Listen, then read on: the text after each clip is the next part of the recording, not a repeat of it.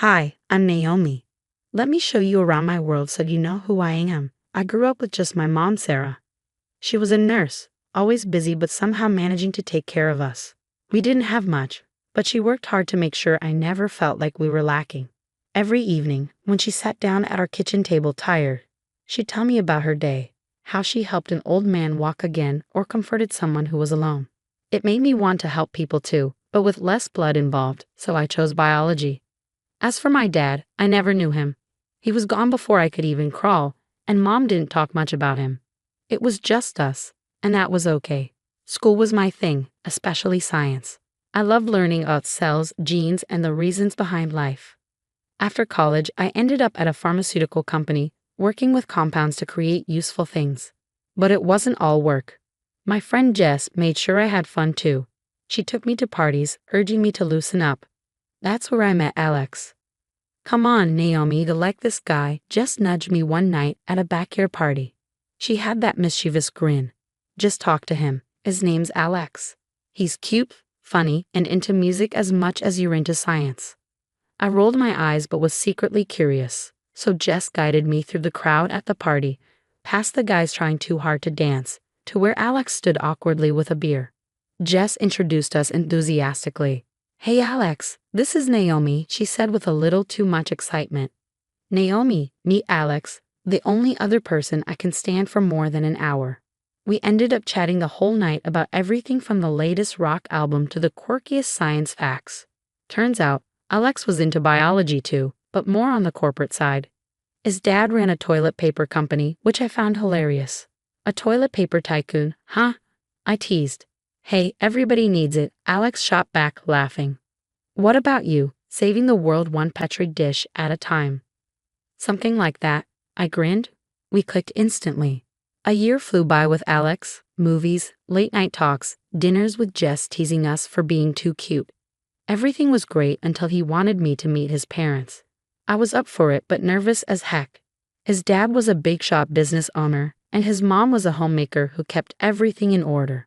We met at a fancy restaurant downtown with more forks at each place setting than I had in my kitchen drawers. Alex held my hand under the table, giving me a reassuring squeeze as we waited for his parents. They were usually punctual. "Just on time," Alex muttered, checking his watch. Right on cue, a confident man and a stylish woman walked in, George and Linda, potentially my future in-laws. "Mom, Dad, this is Naomi," Alex introduced me proudly. Linda smiled, but it didn't quite reach her eyes as she looked me up and down. George, on the other hand, gave me a warm handshake. "Nice to meet you, Naomi. Alex has told us a lot about you," George said, settling beside his wife. The dinner started well enough. We chatted about mundane things, restaurant decor, George's toilet paper empire, which he talked about with a mix of amusement and pride. Then Linda, swirling her wine glass, leaned in with a smile that felt more like a shark eyeing its next meal. So Linda casually asked me about my work as a biologist, and I tried to sound enthusiastic and modest. Then she asked about my father. Her question felt heavy, and the table went quiet. Alex's grip on my hand tightened. I hesitated before explaining that I never knew my dad. It had just been me and my mom. Linda's eyebrows shot up, and her smile faltered. "Oh, I see. That's rather unfortunate," she commented, her tone turning somber. "It's hard not knowing if there's a history of undesirable traits." I felt a lump in my throat. "I think people are more than their genetics," I managed to say, my voice steady despite the unease. "Of course, but you know, the apple doesn't fall far from the tree," Linda continued, her words carrying weight. "For all we know, he could have been a drunk or worse. And being raised by a single mother, well, it's not the ideal situation for stability, is it?" George seemed uncomfortable and tried to change the subject, but Linda persisted, saying these were legitimate concerns for their family's future. Alex finally spoke up, defending me firmly. "Mom, Naomi is amazing. She's smart, kind, and the hardest worker I know. Whatever her dad was or wasn't doesn't change who she is." The rest of the meal felt tense. I pushed my food around my plate, feeling like I was being judged and found lacking. When we finally left, the relief was palpable. A year of mostly happiness and a little family drama flew by. Now we were sitting at my mom's cozy kitchen table discussing wedding plans. Mom was thrilled about the big day. "Naomi, This is going to be beautiful, she said with tears of joy in her eyes. I'm so proud of you, my mom kept saying, squeezing my hand as we discussed wedding colors and themes. Suddenly, Alex's phone buzzed and his face fell as he glanced at the caller ID. It's my mom, he said, excusing himself to take the call in the next room. His change in demeanor made my stomach tighten with nerves. I exchanged a worried look with my mom, who mouthed, "Is everything okay?" Moments later, Alex returned, looking pale and shaken. My dad had an accident. He's in the hospital. We need to go now, he said urgently. We grabbed our things and rushed to the hospital. The drive felt agonizingly long, each second filled with dread. When we arrived, Linda, Alex's mom, was pacing in the waiting area, clearly distraught. He lost consciousness while driving, she explained tearfully. Thank God someone saw and called for help. He was supposed to be at a meeting. They're saying it's his lungs. They found a serious disease. My heart sank. What do they say needs to be done? I asked, trying to stay calm for Alex's sake. He needs a lung transplant, Linda choked out. They want to check if Alex could be a donor. Without hesitation, Alex spoke up. Let's do whatever tests are needed. I'm here. I'm ready. They took Alex away for tests, and Linda and I sat in tense silence under the harsh hospital lights. Finally, Alex returned, holding a sheet of paper. They've done the blood tests, he said, looking troubled. Naomi, this is odd. He handed me the results. I glanced at the paper and my eyes widened. Blood type AB, I said, remembering our conversation about blood types. Didn't you tell me both your parents are type A? I asked. Yeah, they are, Alex replied, looking puzzled. If both your parents are type A, you can't be AB, I explained slowly, my scientific instincts kicking in. Alex's face went pale. What does that mean? I took a deep breath. Let's not unravel this here. Let's keep this info for now, I said, snapping a photo of the results on my phone. We might need to think this through later. Confused, Alex nodded. But before we could dwell on this, a doctor approached us. Your fiancé isn't a match, unfortunately, the doctor said briskly, but we're arranging for another potential donor. The surgery is urgent. We spent the next hours waiting anxiously, caught between medical updates and personal questions. Despite everything, my mind kept circling back to the mystery of Alex's blood type. Despite the lingering issue with Alex's blood type, I pushed it aside and focused on being there for him, hoping for his dad's recovery. After a successful surgery and Alex's dad's swift recovery, we decided not to put our lives on hold any longer. We went ahead with our engagement party, hoping for a celebration and a new beginning. We chose a lovely restaurant overlooking the river, thinking it would be perfect for a joyful night. I was busy making sure everything was just right, but my nerves were shot. My mom was running late due to a last-minute emergency at her clinic, which I knew would spark some snide remarks. Sure enough, as the guests started arriving, Linda took her chance. Dressed to impress, she arrived with a frosty air that could chill champagne. Starting without the mother of the bride, are we? Linda said loudly, making sure her voice carried. Well, I suppose punctuality isn't valued in some families, Naomi dear. It's such a shame your mother's habits reflect so poorly on you, she continued, shaking her head. I clenched my jaw, forcing a smile. She got caught up at work, Linda. Saving lives. She'll be here any minute, I replied, trying to keep my tone light despite my rising frustration. Linda tutted and shook her head, pulling some relatives closer. It's always something, isn't it? An engagement dinner is a significant event, yet it seems some people don't treat it with the respect it deserves. It's just such behavior that makes one question the upbringing, doesn't it? I took a deep breath, reminding myself that this night wasn't about Linda or her approval. Everyone who knows us understands and respects why she might be late. It's really not a problem for anyone here, I countered firmly. Oh, but it is, Naomi. When you marry into a family, you bring your background with you. And let's be honest, dear, your background is a bit muddled, isn't it? Linda continued, her voice dripping with disdain. The murmurs around us grew, and I saw Alex's face darken from across the room. He started to make his way over, but I signaled him to let me handle it. Linda, my mother has done a remarkable job raising me on her own. She's shown me the value of hard work and integrity, something we all appreciate here, I said loudly, making sure my voice carried conviction. And Alex and I are committed to each other regardless of what anyone else thinks or says. The atmosphere was thick with tension, but I didn't want the evening to spiral into conflict. I took a deep breath, glancing around at the gathered friends and family who were here to celebrate with us.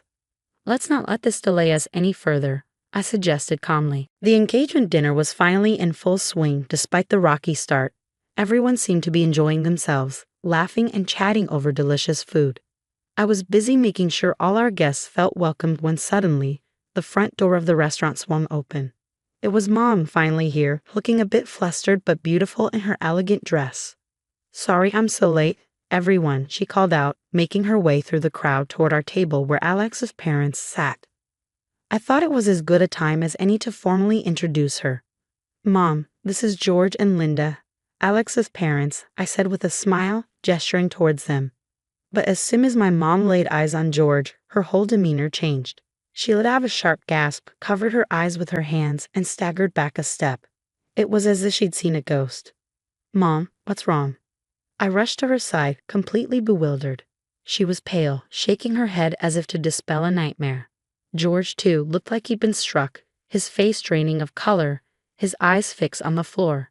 "This can't be happening," my mom murmured, her voice barely audible.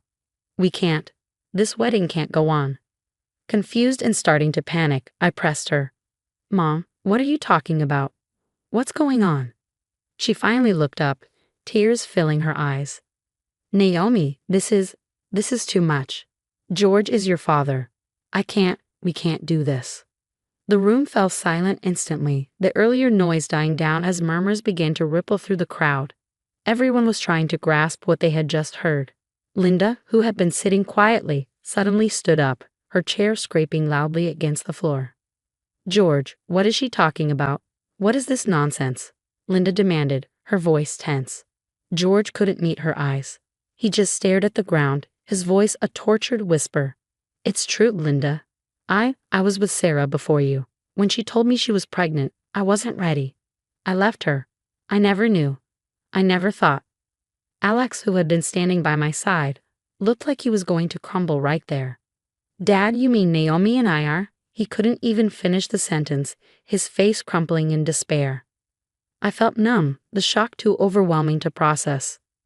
My fiancé, the man I loved, was my half-brother. It was like a twisted nightmare, except I was wide awake. "We can't be together," Alex managed to choke out, his eyes glistening with unshed tears. I didn't know what to say or feel. Everything was collapsing around us, our future, our plans, our life. The revelation about my dad had turned the room into a pressure cooker, with confusion and shock on everyone's faces. Amidst the chaos, I remembered something crucial: the blood test results from before Alex's dad's surgery. I needed to make sense of everything, not just for myself but for everyone caught in this mess. "Can everyone just stop for a moment?" I spoke up, my voice cutting through the murmurs louder than I expected. "Linda," I said, looking directly at Alex's mom, "I have to ask, why do you and Alex have different blood types? What's going on there?" Linda's face went pale, and she looked around, searching for an explanation. She opened her mouth, then closed it, the words failing her. George, her husband, turned to her, his expression hardening. "Tell me the truth, Linda." Now, George's voice boomed across the room, his patience worn thin. Linda stumbled over her words, trying to deflect and save face. "It's a misunderstanding, that's all. Naomi is trying to make a scandal where there isn't one." But just as she tried to deflect, her sister, who had been silent until now, stood up. Her face was resolute, like she had been carrying a heavy burden for far too long. "No, Linda, I can't do this anymore. I won't cover for you," her sister said, her voice steady and resolute. Linda was already pregnant when she married George. He isn't Alex's father. She lied to keep her secret. The room erupted into gasps and whispers as the guests turned to each other, their expressions filled with disbelief and dismay. Linda tried to speak, to salvage her facade, but the truth was out, hitting harder than anything else she could say. "Is this true?" George's voice cracked, the pain evident in his words. Linda's silence was answer enough. Alex looked from his mother to his uncle, then back to me. The hurt in his eyes was almost too much to bear. "Mom, how could you?" His voice was a whisper, a plea for something, anything that might make sense of the chaos. Linda's facade finally crumbled, her defense weak and feeble. I thought it was best at the time to protect everyone, she murmured, but her words fell flat amidst the shock of her deceit. The room was thick with tension as everyone processed the revelations that had turned the night upside down. No one seemed to take Linda's side. The sympathy was with me, my mom, and strangely enough, with George, who had been lied to just as much as anyone. As the evening wound down, the guests slowly began to leave, their whispers and looks of sympathy trailing behind them. Alex stayed by my side, his earlier joy replaced by his somber quiet. "We'll figure this out, Naomi," he said, finally squeezing my hand. "We're not alone in this. We have each other." "Yeah," I managed to say, the weight of his words both a comfort and a reminder of the complicated path ahead together, whatever that meant now. The days following the engagement dinner felt like walking through a fog. Alex and I had decided to take some time to ourselves to process everything. We weren't breaking up, but we couldn't pretend our relationship could go on the same either. It was one of those tough decisions that neither of us wanted but both knew was necessary. A week later, I met up with my mom and George at a quiet coffee shop.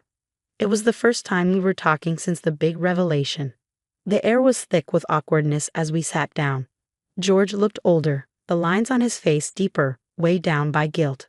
"I'm sorry, Naomi. I can't say it enough. If I'd known, if I'd just faced up to what I did back then." George's voice trailed off, his eyes not meeting mine. "Yeah, well, you didn't, and here we are," I replied, not ready to offer forgiveness yet. "You missed my whole life, and now things are a mess." "I know, and I'm here to make whatever amends I can," George said earnestly. "I've missed so much, and I regret that deeply. I want to be part of your life now, if you'll let me." I looked at my mom, who had been quietly sipping her coffee. "Mom, what do you think? Can we even start to fix this?" She set her cup down, her voice steady. "I've had a lot of years to think about what happened. I was angry, so angry at George for a long time. But holding onto that hasn't helped me or you. If George is sincere, and I believe he is, maybe it's time we tried to move forward." Moving forward sounded good in theory, but it was hard to know where to start. "Okay, let's say we try this. What does moving forward even look like?" I asked genuinely, unsure of what the next steps would be. Uncertain, George leaned forward, his expression serious. "For starters, I want to be there for you however you need, and not just with words, financially, emotionally, whatever gaps I can fill." It felt weird considering letting George in after everything, but Mom seemed to think it was worth trying, and I trusted her more than anyone. "And what about Linda and Alex?" I asked, the question hanging over us. George's face clouded over. "Linda and I are figuring things out.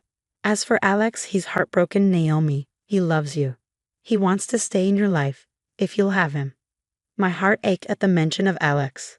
I don't know how to be around him and not feel everything I felt before. But I don't want to lose him either. "It's going to take some time," George assured. "Take all the time you need. We'll go at whatever pace you set." After everything that happened, the dust finally settled, and the biggest surprise was that Alex and I found our way back to each other despite the unbelievable twists our lives had taken. Our love proved resilient. We realized that no matter what, we couldn't imagine our lives apart. Eventually, we celebrated our wedding surrounded by those who supported us through thick and thin, and it was genuinely the happiest day of my life. Life went on, and as for Alex's parents, they ended up divorcing. George, feeling betrayed by years of deception, left Linda without alimony or a share in the joint property. He was deeply hurt but decided to channel his efforts into something positive by transferring all his property and business to Alex and me. Running the business has been a challenge, but Alex handles it like he was born for it, and I've never been prouder of him. Things between George and my mom, Sarah, are still tense. Mom never fully forgave him for leaving her all those years ago, and their interactions are mostly cordial and only for the sake of family harmony. It's not perfect, but they manage for our sakes. As for Linda, after the divorce, she moved to another city. We don't hear much from her, and she wasn't invited to the wedding. Honestly, neither Alex nor I want to rekindle that connection. It's better for everyone this way. Sitting in our backyard, Alex and I often talk about how our journey together has been anything but ordinary. Remember when we thought planning a wedding was going to be our biggest challenge? I joked one evening, sipping on my tea as the sun set beautifully in front of us. Alex laughed, wrapping an arm around me. Yeah, life threw us some curveballs, didn't it? But look at us now. Yeah, stronger than ever, I agreed, leaning into him. I wouldn't change a thing about our story. We've come to understand that life doesn't have to be perfect to be wonderful. We faced challenges that would have broken many, but here we are, living proof that what doesn't kill you really does make you stronger.